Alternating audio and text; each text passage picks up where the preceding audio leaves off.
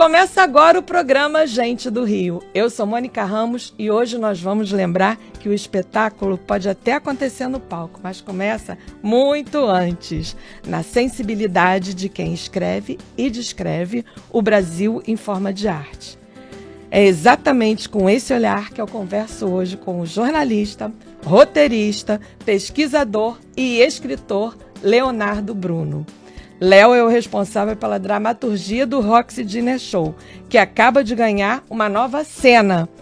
De trilhos e poesia, é um mergulho por Minas Gerais dentro do espetáculo Mãe, que é o Aquele Abraço. Leonardo Bruno conta detalhes de sua intensa rotina de produções e põe intensa nisso, livros, espetáculos e muitos comentários. Bem-vindo, Léo. Que prazer estar aqui contigo, bom demais, Mônica. A nova cena do Roxy Dinner Show de trilhos e poesia transforma Minas Gerais numa experiência sensorial. Como é que é isso, Léo? Uma experiência sensorial de Minas. Sim, na verdade o nosso espetáculo, Aquele Abraço, que daqui a pouco está completando 2 anos, a gente já está quase 2 anos atrás com esse espetáculo, ele é uma experiência sensorial do início ao fim. Maravilhoso. Né? Primeiro que o Roxy, você chega lá não só para assistir um espetáculo, mas você já chega e tem um pré-show antes, você vai começando a se ambientar naquele lugar. Aqueles dois humoristas, né, que vão entrando na plateia e músicas, né, de todos os tempos, de todos os períodos, uma banda linda, cantores incríveis, e você já vai se ambientando naquele espaço que é um espaço icônico do Rio de Janeiro, né? Reformado, belíssimo. Você tem um jantar onde você já começa a sentir os gostos do Brasil, né? Nossas texturas, os nossos sabores. E quando começa o espetáculo, Aquele Abraço, a gente parte da música para fazer essa viagem pelo Brasil inteiro. Então eu vou dar aqui o meu depoimento sobre o espetáculo, né? Eu pensei que fosse aquele estilo meio plataforma, tocando samba, as passistas, os passistas, porta-bandeira, não sei, aquela coisa muito pra turista. Mas não é para turista, é um espetáculo que conta o Brasil e emociona falando do Brasil inteiro, das nossas... Eu achei... eu te mandei a mensagem, né, quando eu fui ver. E engraçado que esse teu testemunho é o testemunho de muitos cariocas que vão lá. Porque inicialmente tem aquela ideia de que, esse não é um espetáculo para mim, carioca, pra mim, brasileiro, é um espetáculo pra quem vem de fora. Sim. E, na verdade, todo mundo que vai lá sai do Roxy com um orgulho de ser brasileiro. Exatamente. Com uma sensação de pertencimento e com um olhar pro Brasil falando, cara, como a gente é rico, como a gente conseguiu produzir isso tudo. O Brasil é isso tudo, desse tamanho. E os artistas maravilhosos, né? Você se sente na Broadway, né? Cantam maravilhosamente, dançam, representam tudo, eles são muito completos. Na semana passada eu recebi um contato de uma professora, de uma doutora da SPM, que trabalha com economia criativa, turismo e cultura brasileira, e que foi ao Roxy, segundo ela, desavisada, foi porque ia levar um casal de amigos que estava chegando no Rio de Janeiro, e foi lá para acompanhar esse casal, e ela saiu de lá encantada e com a vontade de escrever um artigo sobre o Roxy. Então ela foi me entrevistar sobre o processo do Roxy para escrever um artigo, porque ela diz que essa representação que o Roxy consegue fazer do Brasil é uma representação muito rica e que foge dos estereótipos, e esse foi o nosso objetivo desde o primeiro momento. A gente não queria essa representação que a gente já viu por aí e que na verdade não representa o que a gente é. A gente queria tocar no coração de quem vai lá. Plenamente alcançado. E assim, com essa equipe espetacular comandada pelo Abel Gomes, né, pelo nosso mestre, que é o diretor-geral do espetáculo, e com Priscila Mota, Rodrigo Negri, Pretinho da Serrinha, Tony Luquezzi, Gabriel Haddad e Leonardo Bora, uma equipe, né, assim, de artistas fantásticos que se juntaram para criar esse espetáculo especialmente pro Roxy, né? Essa ideia quase insana do Alexandre Ascioli de reformar esse equipamento, de devolver ele à cidade. Um projeto muito ousado, né? Ambicioso, de 3 anos de obra e de construção desse teatro, dessa casa de espetáculos, para receber esse espetáculo. Então a gente cria o espetáculo para aquele ambiente, para aquele espaço. Agora, voltando a falar da nova cena, né? O trem como fio condutor e a viagem da Bahia a Minas, o que representa isso? Isso. Esse espetáculo espetáculo tem uma vantagem, né, Mônica, que ele pode ir mudando, ele vai mudando ao longo do tempo. Então a gente vai acrescentando quadros, acrescentando músicas, e agora a gente está acrescentando Minas Gerais. Então quem já foi, quem já viu aquele abraço, tem mais um motivo para voltar, porque a gente tem novos elementos nas cenas e um quadro novo.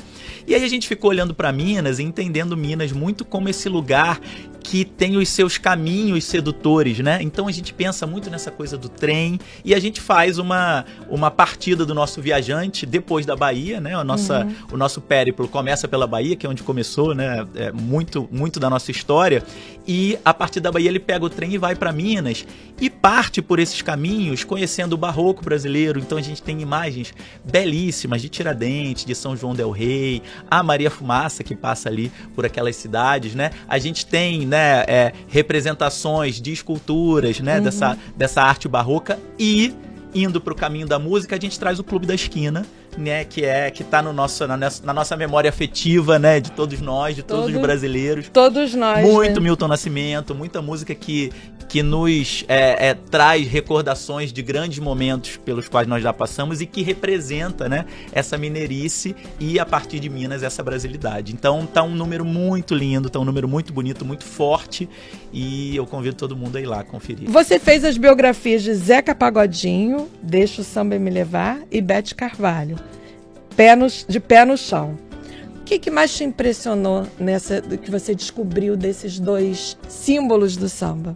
Olha, Mônica, é muito curioso porque esses dois trabalhos, eles têm muito em comum, né? Inclusive, no meu livro do Zeca Pagodinho, lançado em parceria com a Jane Barbosa, quem faz o prefácio é a Bete Carvalho. Né? A Bete estava viva em 2014, quando a gente lançou. Depois eu fui fazer um documentário sobre ela, o Andança, que está disponível tanto na Netflix quanto na Globoplay. Os Encontros e as Memórias de Bete Carvalho. E, assim, essas histórias são um pouco essa história do subúrbio carioca. A história do carioca comum, como o Zeca Pagodinho, que sempre diz assim: eu nunca quis fazer sucesso.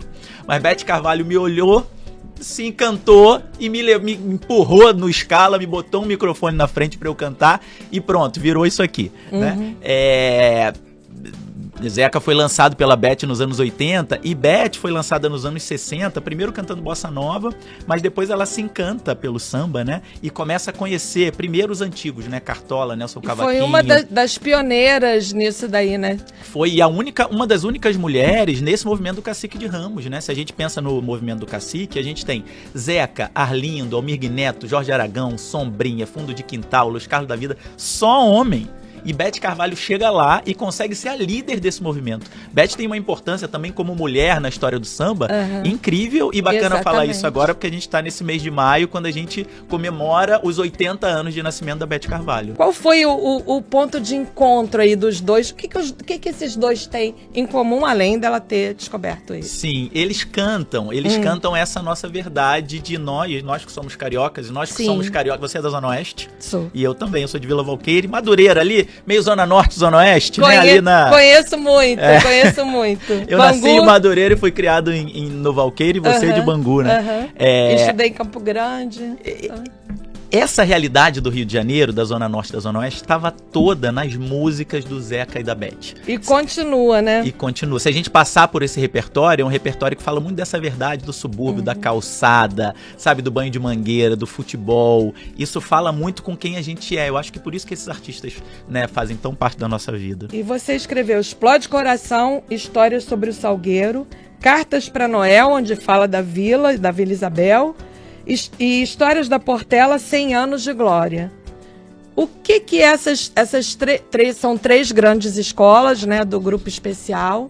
O que elas te revelaram? Os grandes personagens que contam essas histórias. Porque quando a gente pensa, né, nas instituições, na Portela, no Salgueiro, na Vila, são instituições grandiosas. Mas para mim, muito interessante é conhecer a história do Monarco, do Paulo da Portela, do Anescarzinho do Salgueiro, do Noel Rosa de Oliveira, na Vila do Martinho, né? E eu tive o privilégio de passar horas com o Martinho quando estava fazendo esse livro, e depois de ele escrever o prefácio, né? E aí esse livro traz um olhar do Noel Noel Rosa para a Vila Isabel e para esse gênio da arte brasileira que é o Martinho. Então, me interessa muito descobrir quem são essas pessoas, quem são esses sambistas, essas figuras incríveis que fazem essas instituições serem grandiosas e a gente se apaixonar por todas elas. E né? agora você está escrevendo o livro dos 80 anos da Viradouro, Exatamente. né? Além do Mestre Cissa, quais são os personagens que vão conduzir essa história da Viradouro? Sabe o que é legal na história da Viradouro? É que a Viradouro tem uma história muito famosa a partir dos anos 90 para cá, quando ela vem desfilar no Rio de Janeiro. Sim. Mas a Viradouro tem 40 anos de história para trás, dos anos 80 para trás, quando ela só desfilava em Niterói. Então, um dos nossos objetivos, eu estou escrevendo esse livro em parceria com o Aidon André Mota, meu amigo jornalista, querido, que já esteve aqui no Gente do Rio, com o Neguinho. Estamos fazendo essa parceria. E teve sozinho também. também. Mais uma parceria minha com o Aidon, né? 2 vezes. Aliás, você também, 2 vezes aqui já, Sim, né? sim. E a gente está buscando, a ideia era o seguinte, quem é o Cartola da Viradouro? Quem é o Paulo da Portela da Viradouro? Quem é o Cartola da Viradouro? É o Jangada. A gente está apresentando esse personagem incrível. E quem é o Paulo da Portela da Viradouro? É o Seu Ito. A gente está apresentando esses personagens que são personagens que, num dia 24 de junho, durante uma festa junina, que é dia de São João, resolvem fundar uma escola de samba em Niterói no ano de 1946.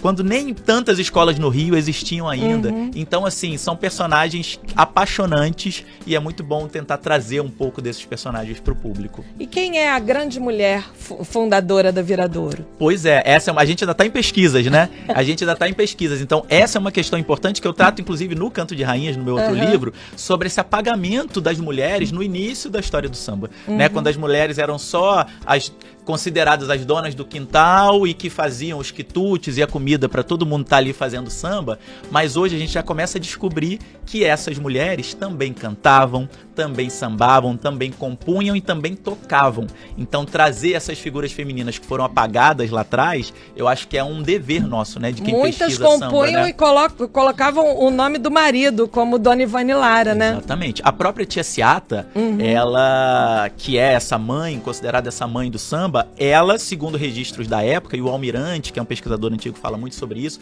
seria uma das autoras do Pelo Telefone, né, que entra pra história só como samba do Donga e do Mauro de Almeida. Seria partideira, tocaria violão, tinha muitas habilidades musicais que a gente deixa de lado pra falar só de Tia Seata como a tia baiana, que abriu seu quintal e fazia os quitutes. Exatamente. E você também está produzindo um documentário sobre carnaval de rua. Isso.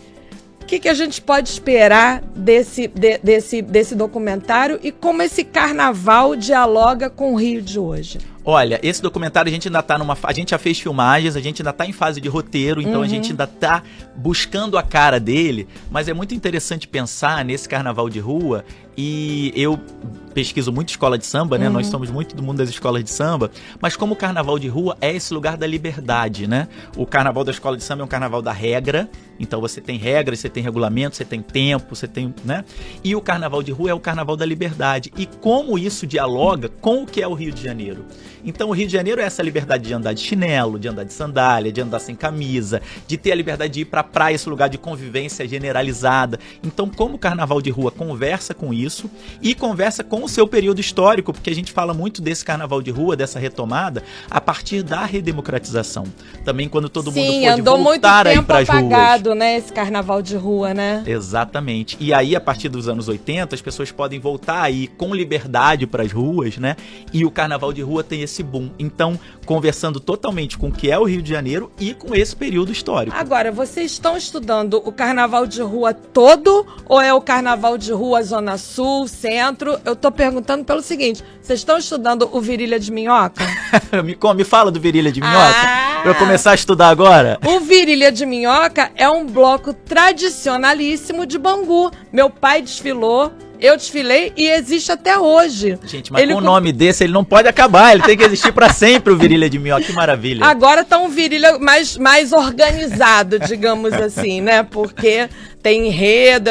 Antes era um bloco de sujo, todo mundo ia com a pior roupa. Pegava com aquele, como é que é? Aquela tinta, como é que chamava? Guache? Não, uma em pó. Todo mundo com aquela tinta e tal, pelo menos quando eu desfilava era assim. E aí, quando você chegava em casa, jogava roupa, sapato fora, tudo que estava imprestável. Mas valia a pena.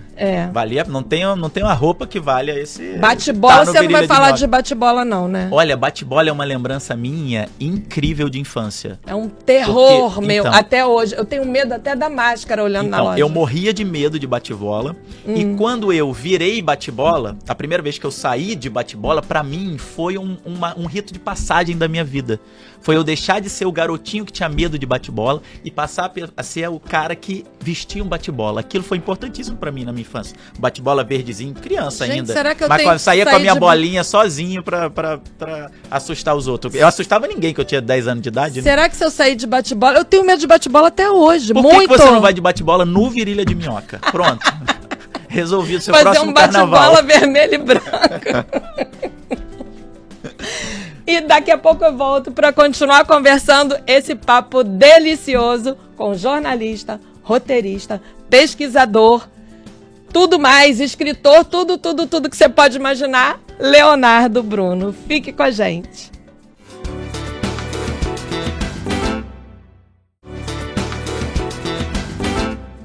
Estamos de volta com Gente do Rio. Eu sou Mônica Ramos e hoje estou conversando com Leonardo Bruno, roteirista, jornalista, pesquisador, escritor e o trelelê todo, né, Léo? Léo, e essa proposta da prefeitura de botar 15 escolas no grupo especial? O que você acha disso? Vai funcionar, não vai funcionar? Vai ser bom, não vai ser bom? Eu gosto muito dessa ideia, por 2 motivos. Primeiro, que a gente percebeu que quando a gente foi pro carnaval em 3 dias, com 4 escolas em cada noite, a gente ficou com noites de desfile mais minguadas, né? Que acabavam muito cedo, que eram muito curtas. Ah, mas eu gostei, sabe? Eu acho que é negócio de velho, né? Tem isso, tem negócio de idade aí que a gente vai querendo noites mais curtas. Mas pro povo do samba, é muito importante essa coisa de você virar à noite na Marquês de Sapucaí e sair de lá de manhã. Ah, de manhã. De você ver muitas escolas e ter uma competição entre elas. A competição acabou ficando muito curta. Carnavais memoráveis, né? Que você sai o dia amanhecendo e a terminar com o dia nascendo, é lindo, né? Então, assim, 5 escolas eu acho que é um bom modelo. Mas tem um outro ponto importante, que é a importância disso para a cidade. Para a cidade do Rio de Janeiro, é muito bom que você tenha muitas escolas relevantes, muitas escolas potentes, muitas escolas com visibilidade. E temos! Então, mas a partir do momento em que você coloca mais 3 escolas no grupo especial, são mais 3 comunidades, mais 3 bairros do Rio de Janeiro, ou outras cidades, né, que a gente tem muita gente de fora hoje desfilando no Rio, que vão ter mais dinheiro, mais ensaios, mais holofotes, reportagens na televisão. Ô, Léo, eu te pergunto, o que é a Série Ouro também? A que Série tá maravilhosa. Tá cheia, a gente aqui na Band transmite. Sim. O que a Série Ouro tá cheia de escolas maravilhosas, incríveis, tradicionalíssimas. E você vai ter agora mais escolas podendo estar na Série Ouro. Escolas que estão lá na Intendente Magalhães e que, por conta da subida de mais 3 para o grupo especial, vão poder subir para a Série Ouro. Então você vai ter mais escolas em outros bairros que também vão estar mais fortalecidas. Sim. É muito importante a gente ter, por exemplo, Império Serrano, União da Ilha, Estácio, que não estão no grupo especial lá, e escolas que estão tradicionais, que estão lá na Intendente Magalhães. A Cubango está lá na Intendente Magalhães e vai ter uma oportunidade de voltar. Outras escolas que estão lá, Renascer de Jacarepaguá, Rocinha, né? Essas escolas fortes são muito boas para os bairros, para as comunidades do Rio de Janeiro. Então eu acho que tem um impacto aí, não só na competição. Eu acho que se falou muito, né? A prefeitura falou muito sobre a competição. E eu acho que tem que ter um olhar também para a relevância dessas escolas na sua ação o ano inteiro. Isso é bom pro carnaval durante o ano inteiro e não só no desfile. E a gente tá esticando cada vez mais esse carnaval e esses eventos. Agora temos o Réveillon e temos o Todo Mundo no Rio. Isso. E a FanFest que aconteceu no ano passado do carnaval, que foi linda, que foi maravilhosa. E os blocos começam a desfilar já em janeiro, né? O carnaval de rua começa em janeiro. Não é à toa que a gente tá tendo um acesso de turistas, assim, em números maravilhosos, e né? Isso é muito bom para a cidade, né, Mônica? E assim, sob esse aspecto, falando das escolas de samba, elas têm uma vantagem absurda sobre qualquer outra manifestação, que é descentralizar As escolas estão em todas as zonas do Rio de Janeiro, Sim. inclusive na região metropolitana, né? Niterói, São Gonçalo, Nilópolis, Caxias. E elas têm essa capilaridade de conseguir levar as pessoas para o Rio de Janeiro inteiro. E isso é incrível, né? Verdade. Isso é pra cidade, nos ensaios, é muito potente. né? Nos ensaios. É porque o interessante é o seguinte, quando uma escola vai para desfilar, por exemplo, no Grupo Especial ou na Série Ouro, ela tem uma agenda durante o ano inteiro. É verdade. A gente teve agora, no começo de maio, o lançamento da nova equipe da Mocidade Independente, que lotou a quadra lá em Padre Miguel, em maio. Olha a importância disso, né? Uma comunidade inteira mobilizada e pessoas de todas as partes do Rio indo para Padre Miguel para esse evento. Isso acontece quando a gente multiplica isso, o Rio de Janeiro só tem a ganhar. Léo, que livro você leu que marcou a sua vida e por quê? Eu vou falar 2. Tá. Em 2 diferentes áreas. Não esperava menos de você.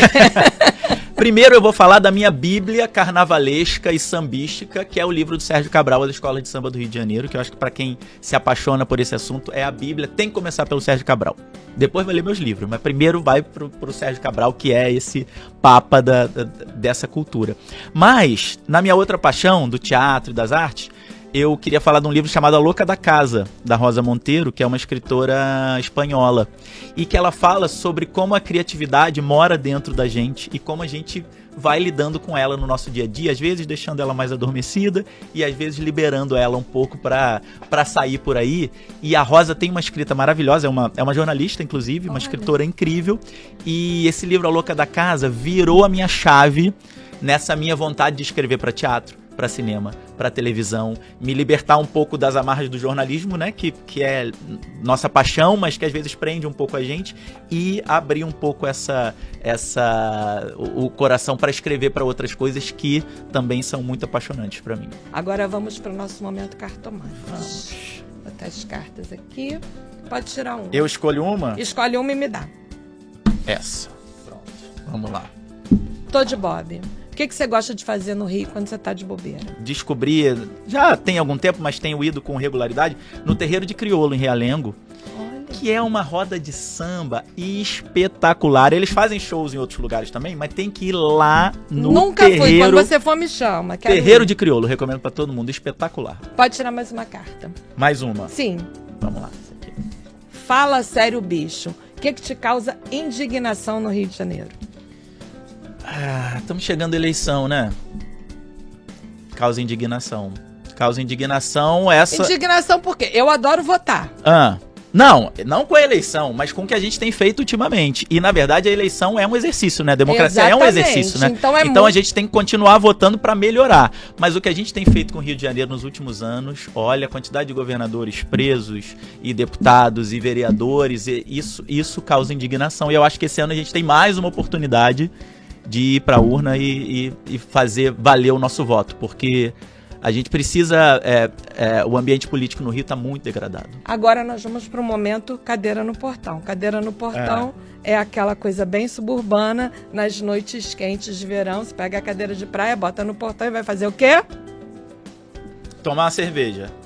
É esse o momento? Vamos lá, Mônica, também, cadê? Pode ser um papo molhado, mas você vai o quê? Falar das pessoas, né? Vamos lá. Conceição Evaristo.